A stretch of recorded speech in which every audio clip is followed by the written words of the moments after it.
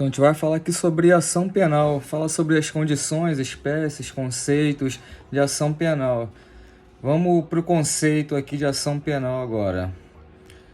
A gente pode traduzir ação penal como um instrumento que dá início ao processo penal, através do qual o Estado pode exercer o seu ius puniendi. Quando alguém pratica uma infração penal, crime, uma contravenção penal, surge para o Estado o poder, o dever de punir o infrator. Surge para o Estado o ius puniendi, ou o poder de punir, poder/dever de punir o infrator. Só que, para que o Estado possa exercer seu poder de punir, ele não pode simplesmente chegar e falar: bom, você infrator praticou aqui a infração, eu vou te aplicar a pena. Não dá para ser assim. Temos que ter o quê? Uma grande formalidade, que é o processo penal. E a ação penal é um instrumento que dá início ao processo, né?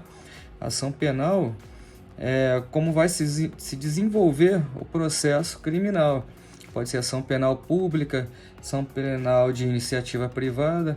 Ação penal pública se inicia por meio de denúncia do Ministério Público.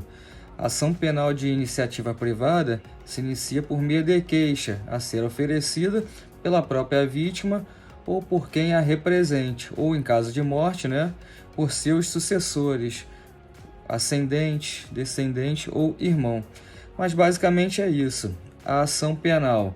Quando a gente fala em ação penal, nós temos que falar das condições da ação penal, e nós temos 3 condições da ação e mais uma que a gente vai discutir aqui, beleza?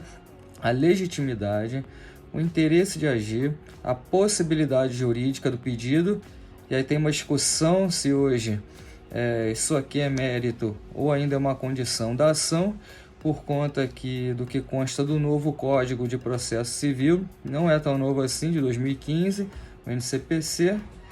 E temos a justa causa. Qual seria a natureza da chamada justa causa? Vamos falar então sobre isso aqui agora.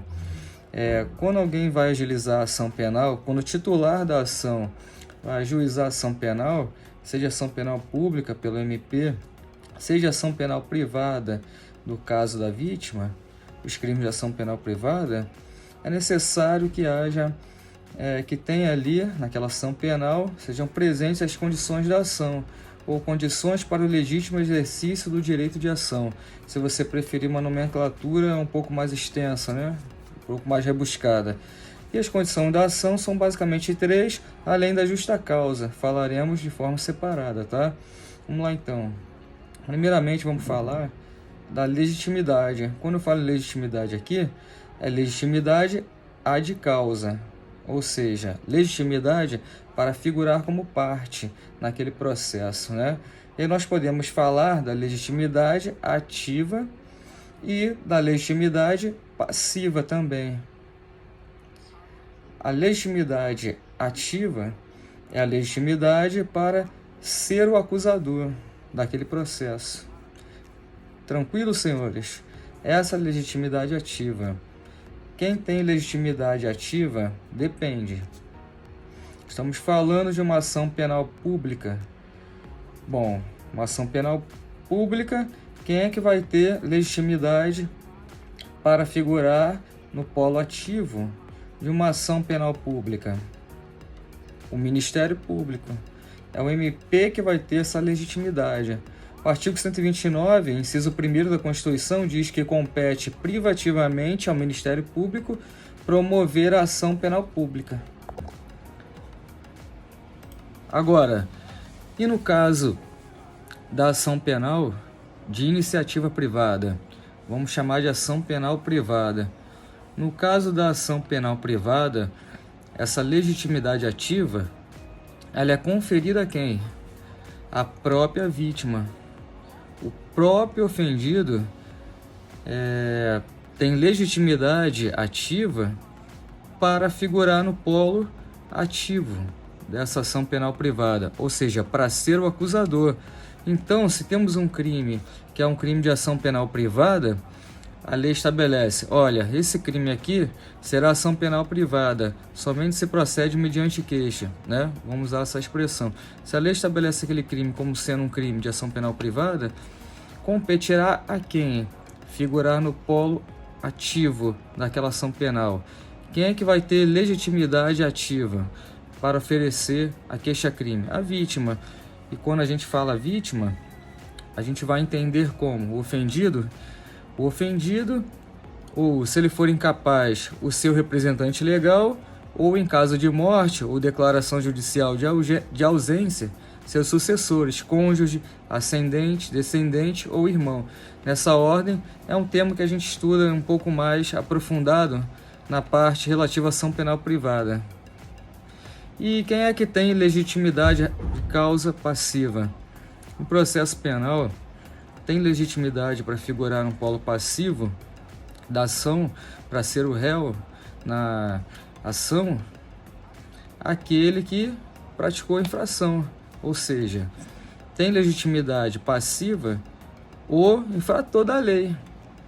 O infrator é quem tem legitimidade passiva, aquele que praticou o crime ou a contravenção. Tranquilo? Além da legitimidade de causa, temos como condição da ação também o interesse de agir. E o interesse de agir, ele vai ser traduzido pelo binômio necessidade, adequação. Lembrei. Demorou, mas foi. No caso do processo penal, é uma disposição que a gente acaba trazendo, extraindo, chamada teoria geral do processo, que é uma teoria do processo, seria aplicável tanto ao processo civil quanto ao processo penal. E alvo de algumas críticas também, né? E alguns vão dizer, olha, não existe uma teoria geral em todo o processo. São situações bem diferentes, processo civil e processo penal. Mas aqui se sustenta que é uma teoria geral ali, de pontos comuns ao processo civil e ao processo penal. No processo penal, a necessidade, ela sempre estará presente, porque eu sempre vou precisar do processo para poder aplicar a sanção ao infrator. Sempre vou precisar do processo. Não existe possibilidade de eu reconhecer a culpa daquele infrator, aplicar, condená-lo e aplicar a correspondente pena sem que haja processo penal. Então você me pergunta, mas nem se o infrator concordar? Digamos que na delegacia ele confesse, fala, olha, eu estou confessando, estou abrindo mão do processo, das garantias que ele traz para mim. E quero desde logo minha condenação para cumprir minha pena. O Estado não pode chegar a aplicar a pena sem que haja um processo? Não pode. O processo é sempre necessário para que possa ser reconhecida a culpa e aplicada a pena àquele infrator da lei. Então a necessidade, ela acaba ficando prejudicada, porque ela é sempre presente no processo penal. No processo civil, muitas vezes entende que falta interesse de agir porque falta ali necessidade. Aquele processo se torna desnecessário, que a gente não teve lá no âmbito civil, chamada pretensão resistida. Você tem um direito, a outra parte não está resistindo à sua pretensão. Não houve resistência. Então, por que está ajuizando esse processo, né? Lá na civil tem isso. Aqui no processo penal, não tem essa lógica de ter que demonstrar a chamada pretensão resistida, porque o Estado sempre vai precisar do processo para poder reconhecer a culpa do infrator e aplicar a ele a sanção penal correspondente. E a adequação, ficou faltando a adequação, que é a utilização da via adequada para você poder buscar aquela condenação, buscar a imposição da sanção penal àquele infrator. Então temos aqui necessidade de adequação com binômio, né? No interesse de agir. Tranquilo? Temos ainda a possibilidade jurídica do pedido. E é uma discussão grande. Por quê?